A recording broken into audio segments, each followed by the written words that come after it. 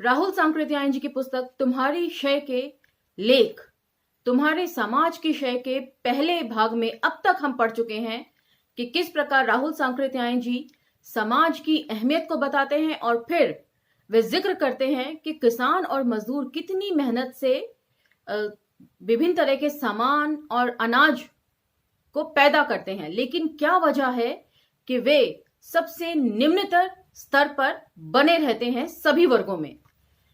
उसके लिए वो अपने तरीके से कुछ समाधान ढूंढते हैं, कुछ निष्कर्षों पर पहुंचते हैं, जिसमें सबसे महत्वपूर्ण निष्कर्ष होता है जिन्हें वे समाज की जोंक कहते हैं। जमींदार, महाजन, मिल मालिक, बड़ी बड़ी तनख्वाह वाले, नौकर और पुरोहित, इन लोगों को समाज की जोंकों के रूप में वे प्रस्तुत करते हैं। उसके बाद वे उल्लेख करते हैं कि मंदिरों में बहुत अच्छे अच्छे प्रवचन चलते हैं, यहां तक कि वे पुरुष जिन्हें महात्मा के नाम से संबोधित किया जाता है, पंडितों के साथ मिलकर भव्य आयोजन करते हैं और गीता और रामायण की साखियां गाते हैं कि सब जन एक बराबर है, जिसे हम कण कण में भगवान कहते हैं। लेकिन जैसे ही कोई अस्पृश्य कुएं की जगत पर चढ़ने की कोशिश करता है तो सबकी त्योरियां चढ़ जाती हैं। तो महज वो सारी बातें जो रामायण और महाभारत से निकाल कर महात्मा और पुरोहित लोगों को समझा रहे होते हैं, वे महज कागजी बातें साबित होती हैं। तो अब हम यहां से आगे पढ़ेंगे। आभासी दुनिया के मेरे दोस्तों, शालिनी बोल रही हूं। जय भीम, हुल जौहार। चलिए भाग 2 शुरू कर रहे हैं। तो थोड़ा पीछे से लेती हूं ताकि कॉन्टिन्यूटी बनी रहे। तो पिछला एक पैराग्राफ में आपको पढ़ के दोबारा सुना रही हूं। महात्मा और पंडित लोग गदगद होकर अर्थ कर रहे हैं, जो है सब भगवान की देन है। सिया राम मैं सब जग जानी, करहूं प्रणाम जोरी जुग पानी। चराचर जगत जब भगवान के रूप में है, जो है सो उसमें कोई भेद नहीं। मालूम होता है चारों ओर समदर्शिता, विश्व बंधुता और प्रेम का महासागर लहरें मार रहा है। उसी समय जेठ की दोपहरी में प्यास का मारा चमार आ जाता है। उसके कदम कुएं की ओर बढ़ते हैं। भक्तों में से कोई उसकी जात पहचानता है, कानाफूसी होती है। महात्मा और भक्ति रस में गदगद सभी श्रोताओं की त्योरियां चढ़ जाती हैं, आंखें लाल हो जाती हैं और सभी मानो जीते जी खा जाने के लिए उस निरपराध व्यक्ति की ओर दौड़ पड़ते हैं। उसका कसूर क्या है? क्या कुएं से पानी पीना अपराध है? क्या समदर्शिता और विश्व बंधुत्व के वायुमंडल में कुएं से पानी निकालकर पी लेना महापाप है? और ये मंडली कुछ ही मिनटों पहले जिस राग को आलाप रही थी, उसके रहते क्या ऐसा करना उचित था? उन व्यक्तियों में से एक एक से अलग अलग पूछिए, उनके वचन और कर्म में, मंतव्य और कर्तव्य में इतना अंतर क्यों? घूम फिर कर आप इसी नतीजे पर पहुंचेंगे कि समाज उनसे वैसा ही कराना चाहता है। तो यहां पर वे सारा दोष जो है वो समाज के ऊपर मढ़ देते हैं। समाज दोषी है, लेकिन उस समाज में इस तरह की चीजों को प्रचलन में लाने वाले मैं समझती हूं ज्यादा दोषी हैं, और उन्हें फॉलो करने वाले भी। तो अब हम दूसरा पार्ट यहां से शुरू कर रहे हैं। किसी ऊंची जात के माता पिता की एक छोटी सी लड़की है। समाज ने मजबूर किया है कि उसकी शादी 8-10 बरस की उम्र तक हो जाए। 11वें बरस में वह लड़की विधवा हो जाती है। समाज कहता है उसकी शादी नहीं हो सकती। अब जिंदगी भर उसे ब्रह्मचर्य से रहना और इंद्रिय संयम करना पड़ेगा। कैसा ब्रह्मचर्य और इंद्रिय संयम, जिसके पालन में विश्वामित्र और पराशर, ऋष्य श्रृंग और व्यास जैसे बड़े बड़े ऋषि बिल्कुल असमर्थ रहे। ये उन ऋषियों के नाम है जिन्होंने घोर तपस्या के लिए जो जाने जाते हैं। जब वे इन संयमों को ना अपना सके तो एक छोटी सी 11-12 साल की बच्ची से ये उम्मीद करना कितना बेईमानी है, उसकी व्याख्या कर रहे हैं राहुल सांकृत्यायन जी। आज भी उसी विधवा लड़की का 50 साल का बूढ़ा बाप एक स्त्री के मर जाने पर दूसरी से शादी करने को तैयार है। तो कितनी विद्रूप सोच समाज की है, खासकर पुरुष वर्ग की, उसे वे उजागर कर रहे हैं। उसके 25 वर्ष के भाई को स्त्री के मरे उसके 25 वर्ष के भाई की स्त्री को मरे महीने भर से भी ज्यादा नहीं हुआ, लेकिन दूसरी शादी की बातचीत तय हो रही है। क्या समाज की अक्कल मारी गई है? क्या उनकी आंखों पर पर्दा पड़ गया है? क्या उसे मालूम नहीं कि इस अबोध बालिका से जिंदगी भर ब्रह्मचर्य और संयम की आशा रखना दुराशा मात्र है? क्या अपने पास पड़ोस के प्रति वर्ष 1-2 गर्भ गिरते उसने नहीं देखे? माफ कीजिएगा, इतना सब कुछ पढ़ने पर मैं उत्तेजित हो जाती हूँ जब समाज की जो कलुषित मानसिकता है उसके ऊपर विचार करती हूँ। तो वो उत्तेजना शायद यहाँ इस वक्त दिखाई दे रही होगी आपको, जिसके लिए मैं क्षमा प्रार्थी हूँ। इतने पर भी क्या वे नहीं समझ सकता कि यदि उस बालिका को खुलकर पुरुष समागम का मौका नहीं दिया गया तो वे छिपकर वैसा करेगी। खुलकर करने पर शायद वे रिश्ते की जाति का भी ख्याल करती, लेकिन छिपकर करने पर वह सबसे नजदीक के संबंधी के साथ भी नाता जोड़ सकती है। किसी जाति का पुरुष जो उसे सुलभ है उसके प्रेम का पात्र हो सकता है। इस गुप्त प्रणय का परिणाम वह जानती है, इसके लिए मृत्यु दंड से कम नहीं है। तो यहाँ पर 2-3 चीजों की तरफ मैं आपका ध्यान आकर्षित करना चाहूंगी, आपका संज्ञान चाहूंगी, जो मुझे बेहद महत्वपूर्ण लगती हैं। सबसे पहली बात कि राहुल सांकृत्यायन जी धर्म को नहीं मानते थे, उसकी रूढ़ियों से अलग हटकर सोचते थे, लेकिन वहीं पर मुझे ऐसा लगता है कि वे जाति को जरूर मानते थे, या कहीं ना कहीं जाति उनके लिए अहमियत रखती थी, क्योंकि बार बार उन्होंने इस बात को लिखा है। ध्यान दीजिएगा सिर्फ 2 पंक्तियों पर। खुलकर करने पर शायद वे रिश्ते और जाति का भी ख्याल करती, लेकिन छिपकर करने पर तो वे सबसे नजदीक के संबंध के साथ भी नाता जोड़ सकती है। किसी जाति का पुरुष जो उसे सुलभ है उसके प्रेम का पात्र हो सकता है। तो यहाँ पर उन्होंने धर्म का जिक्र नहीं किया क्योंकि वे धर्म नहीं मानते थे, लेकिन जाति का वे उल्लेख करना कहीं भी नहीं भूले हैं इस तरह के प्रसंगों में, संदर्भों में। इससे मुझे लगता है कि शायद कहीं ना कहीं जाति उनके मन मस्तिष्क पर हावी रही होगी जरूर, और न ही उस दौर के सबसे जो विख्यात थे डॉक्टर अंबेडकर अस्पृश्य समाज से, इतने पढ़े लिखे थे, और उनका कहीं कोई जिक्र नहीं है। वो भी मैं जिक्र आगे करूंगी क्योंकि लेख में आएगा। चलिए लेख जारी रखते हैं। यदि गर्भ न गिराया जा सका तो उसे सबसे हल्की सजा यही मिलेगी कि उसके माता पिता, भाई बंधु, खून के अत्यंत नजदीकी संबंधी उसे किसी अनजान शहर में किसी सुनसान जगह में छोड़ आए, जहां उसे जीवन भर वैश्यवृत्ति या उसी तरह का कोई काम करना होगा। समाज के कारण उसके भाई बंधु उसे जहर भी खिला सकते हैं, हथियार से भी मार सकते हैं।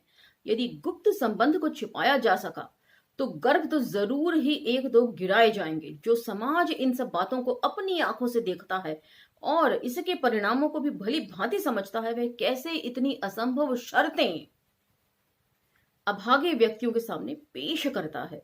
क्या इससे उनकी हृदयहीनता स्पष्ट नहीं होती? हर पीढ़ी के करोड़ों व्यक्तियों के जीवन को इस प्रकार कलुषित, पीड़ित और कंटकीर्ण बनाकर क्या वह अपने नर पिशाचता का परिचय नहीं देता? ऐसे समाज के लिए हमारे दिल में क्या इज्जत हो सकती है, क्या सहानुभूति हो सकती है? बाहर से धर्म का ढोंग, सदाचार का अभिनय, ज्ञान विज्ञान का तमाशा किया जाता है, और भीतर से ये जघन्य कुत्सित कर्म। धिक्कार है ऐसे समाज को, सर्वनाश हो ऐसे समाज का। तो यहां पर उन्होंने अगेन मेंशन किया है कि धर्म का ढोंग, लेकिन जात पात नहीं मानते ऐसा वे नहीं लिख रहे हैं। जिस समाज ने प्रतिभाओं को जीते जी दफनाना कर्तव्य समझा है और गधों के सामने अंगूर बिखेरने में जिसे आनंद आता है, क्या ऐसे समाज के अस्तित्व को हमें पल भर भी बर्दाश्त करना चाहिए? तो यहाँ पर एक वे कहावत बोल रहे हैं, गधों के सामने अंगूर बिखेरना। तो मैं इस कहावत से परिचित नहीं हूं, ये मेरे लिए कुछ नया है। तो आप में से यदि कोई इसका मतलब जानते हो और ये प्रचलन में कैसे आई, तो प्लीज कमेंट सेक्शन में मेरा भी मार्गदर्शन करिएगा। एक गरीब माता पिता हैं, उनको खुद न अपने खाने पीने का ठिकाना है, न पहनने ओढ़ने का। उनके घर में एक असाधारण प्रतिभाशाली बालक पैदा होता है। लड़कपन से ही उसे किसी धनी के बच्चे को खिलाना पड़ता है, कि मतलब बाल मजदूरी उससे करवानी शुरू कर दी जाती है बचपन में ही। भेड़ बकरियां चराकर पेट पालने के लिए मजबूर होना पड़ता है। माँ बाप जानते तक नहीं कि लड़के को पढ़ाना लिखाना भी उनका कर्तव्य है। तो ये बात तो हमने अक्कर माशी में भी देखी थी, जब पहले ही एपिसोड में शरण कुमार लिम्बाले जी लिखते हैं कि उनका दोस्त भी उनके साथ पिकनिक पर आना चाहता था, लेकिन उसकी माँ जो है वो उसे खींच कर ले जाती है कि बाप को रोटी देने जाओ पहले, यही शब्द थे, वरना पता है ना कि रात को क्या अंजाम होगा अगर समय पर खाना ना मिला तो ये बंदिशें तो रहती ही हैं। माँ बाप जानते तक नहीं कि लड़के को पढ़ाना लिखाना भी उनका कर्तव्य है। यदि वे जानते हैं तो न तो उनके पास फीस देने के लिए पैसा है, ना किताब के लिए दाम। लड़का बड़ा होता है, बूढ़ा होता है, मर जाता है, और साथ ही साथ उसके प्रतिभा को भी वह ले जाता है, जिसके द्वारा वे देश को एक चाणक्य, एक कालिदास, एक आर्यभट्ट, एक रविंद्र, एक रमन दे सकता था। तो ये भी नोट डाउन करिए प्लीज, जिन व्यक्तियों के नाम उन्होंने लिखे हैं ये सभी उच्च वर्ग के लोग हैं। और यहां पर उन्होंने डॉक्टर अंबेडकर का नाम छोड़ दिया है अगेन, जबकि लेख जो है वो छपरा जेल में उन्होंने लिखा था, और छपरा जेल में वे गए थे 1939 में, और वहां पर बैठकर उन्होंने लिखा था। और उस वक्त भी अस्पृश्य समाज में सबसे बड़े नेता और सबसे पढ़े लिखे व्यक्तियों में, दुनिया के सबसे पढ़े लिखे व्यक्तियों में उस समय भी डॉक्टर अंबेडकर शामिल हो चुके थे, लेकिन कहीं भी उनका कोई जिक्र नहीं है कि डॉक्टर अंबेडकर भी बन सकते हैं। तो यहां पर थोड़ा सा मुझे चुभता है कि किस तरह की ये समझ है, और समझ में भी कितने इफ एंड बट हैं उनके। चलिए आगे बढ़ते हैं। मैंने गांव के एक अभिनेता को देखा है। यदि वे किसी ऐसे देश में पैदा हुआ होता जहां प्रतिभाओं के आगे बढ़ने के सारे रास्ते खुले हैं, तो वहां वह प्रथम श्रेणी का जगद्विख्यात अभिनेता होता। लेकिन आज 60 बरस की अवस्था में उस शिक्षित व्यक्ति की वह महान प्रतिभा ग्रामीण स्त्री पुरुष जीवन के कुछ सजीव चित्रण द्वारा अपने परिचितों का कुछ मनोरंजन मात्र कर सकती है।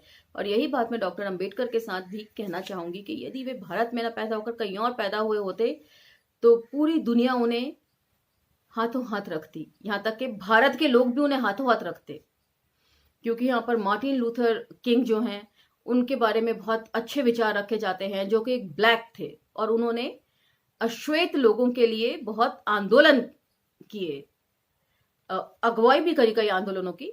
उनको भी यहां पूजनीय समझा जाता है, लेकिन डॉक्टर अंबेडकर को नहीं। राजनीतिक लाभ उनसे जरूर लिया जाता है। मैंने ऐसे स्वाभाविक कवि देखे हैं जिन्हें अक्षर का कोई भी ज्ञान नहीं, जिस भाषा को बोलते हैं उनमें कोई लिखित साहित्य नहीं, कोई आचार्य परंपरा नहीं, छंद और अलंकार के परिचय का कोई साधन नहीं, तब भी अपनी भाषा में बहुत ही भावपूर्ण रसपूर्ण कविता कर सकते हैं। लेकिन ऐसे में वे कहीं भी जाति मेंशन नहीं करते हैं। शिक्षित जन उनकी कविता को गंवारों कहकर निरादर करते हैं और उसके कारण वे खुद भी उसे वैसा ही समझते हैं। कवित्व के लिए बाहर से ना उन्हें कोई प्रेरणा मिलती है ना प्रोत्साहन, सिर्फ अंतः प्रेरणा से मजबूर होकर वे कभी कभी कुछ गा लेते हैं। मैं गांव के एक लड़के के बारे में जानता हूं जिसकी मां विधवा है। नाम मात्र का थोड़ा सा खेत पुत्र और माता की जीविका का साधन है। लड़का गांव की पाठशाला में पढ़ने बैठा, असाधारण मेधावी, गणित में विशेष निपुण। प्राइमरी स्कूल में उसे छात्रवृत्ति मिली जिसकी सहायता से उसने मिडिल पास किया। वहां भी उसने छात्रवृत्ति पाई। यद्यपि पर्याप्त न थी तो भी किसी तरह वह अपनी पढ़ाई को जारी रख सकता था। मैट्रिक में युक्त प्रांत से उत्तीर्ण होने वाले कई हजार छात्रों में उसका नंबर दूसरा या तीसरा था, किंतु जो एक या दो छात्र उसकी अपेक्षा अधिक नंबर में पास हुए थे वह धनिकों के लाडले थे। उनके ऊपर 2-2, 3-3 अध्यापक घर में अलग रखे गए थे। उन्हें हमारे उक्त तरुण की तरह खाने पीने की चिंता न थी। अब की बार फिर उसे छात्रवृत्ति मिली। वह कॉलेज में पढ़ने लगा। फिजिक्स, केमिस्ट्री और गणित उसके विषय थे। छात्रवृत्ति पर्याप्त न थी, उधर स्वास्थ्य भी इतना अच्छा न रहता था। इस पर भी उस देहाती जगह से आकर तीव्र विद्यार्थियों के लिए मशहूर एक विश्वविद्यालय में उसने नाम लिखवाया था, जहां छात्रवृत्ति कम थी। संयोग से एक ही छात्रवृत्ति के लिए 3 विद्यार्थियों के नंबर बराबर आ गए। तो अब इसके आगे वे बता रहे हैं किस प्रकार इसे जनेऊ लीला तो नहीं कह सकते, किस प्रकार जो गरीब बच्चे हैं उनको छांट दिया जाता है साजिशों के तहत, और ये इतना महीन होता है कि इन्हें सामने से देखा नहीं जा सकता। ध्यान दीजिएगा, संयोग से एक ही छात्रवृत्ति के लिए 3 विद्यार्थियों के नंबर बराबर आ गए। छात्रवृत्ति किसको मिलनी चाहिए इसका निर्णय करते वक्त विश्वविद्यालय ने ऐसे 2 विषय ले लिए जिनमें एक और ही छात्र, जो कि एक धनाढ्य की संतान था, के 1-2 नंबर अधिक हो गए। किसी ने उसकी परवाह न की कि उस तरुण की प्रतिभा, जो घोर दरिद्रता में जन्म लेकर भी कितनी कठिनाइयों को पार कर यहां तक पहुंची थी, का भविष्य क्या होगा। मुझे उस तरुण से साल भर मिलने का मौका मिला। मैंने देखा उसका चेहरा थाइसिस के रोगी जैसा हो गया था। तो थाइसिस कौन सी बीमारी है, ये मेरे संज्ञान में नहीं है। बदन बहुत दुबला पतला। मैंने कारण पूछा। तरुण ने बहाना बना लिया। उसके चले जाने के बाद दूसरे साथी ने बतलाया, उसे इस साल छात्रवृत्ति नहीं मिली। बहुत कहने सुनने पर फीस माफ हो गई। खाने पीने के लिए उसने ट्यूशन पाने की बड़ी कोशिश की, लेकिन न मिला। एक दो दोस्त अपने साथ रखने का आग्रह करते थे, लेकिन इसे वह अपना आत्मसम्मान के खिलाफ समझता था। तो यहां पर भी वे इस छात्र की जाति का उल्लेख नहीं कर रहे हैं। दूसरे दिन अपनी जानकारी को जतलाते हुए मैंने जब तरुण से पूछा तो उसने उत्तर दिया, हाँ ठीक है, मैंने ट्यूशन के लिए बहुत कोशिश की। कॉलेज के घंटों को समाप्त करके मैं घंटों इसी फेर में घूमता रहा, लेकिन कहीं कुछ होते हवाते ना देखकर मैंने उसे अब छोड़ दिया। उसे मतलब कॉलेज को छोड़ दिया है। जिस वक्त मुझे उस प्रतिभाशाली तरुण की इस उपेक्षा को देखने का मौका मिला और वह भी सुना कि वह सिर्फ एक बार थोड़ी सी खिचड़ी खाकर गुजारा करता आ रहा है, तो सच बताऊं मेरी आंखों में खून उतर आया। मुझे ख्याल आता था, ऐसे समाज को जीने देना पाप है। इस पाखंडी, धूर्त, बेईमान, जालिम, नृशंस समाज को पेट्रोल डालकर जला देना चाहिए। काफी उत्तेजक विचार राहुल सांकृत्यायन जी के यहाँ पर हमें पढ़ने को मिल रहे हैं कि वे जला देने की बात कर रहे हैं समाज को। लेकिन वहीं पर डॉक्टर अंबेडकर का कोई जिक्र नहीं कर रहे हैं कि किस कठिनाइयों से उन्होंने किया। बात बात पर अपमान होता था उनका, और पढ़ने पढ़ाने के लिए कक्षा के बाहर उनको बिठाया जाता था। उन सारी कठिनाइयों को वो नजरअंदाज कर गए बहुत खूबी से। सामने से देखने पर ये सब चीजें बहुत मामूली लगती हैं कि जाति का उल्लेख नहीं किया और कहां पर किस तरह से उल्लेख कर रहे हैं, धर्म का उल्लेख नहीं कर रहे हैं, मगर जाति का फिर भी उल्लेख कर रहे हैं, स्पष्ट तौर पर कर रहे हैं।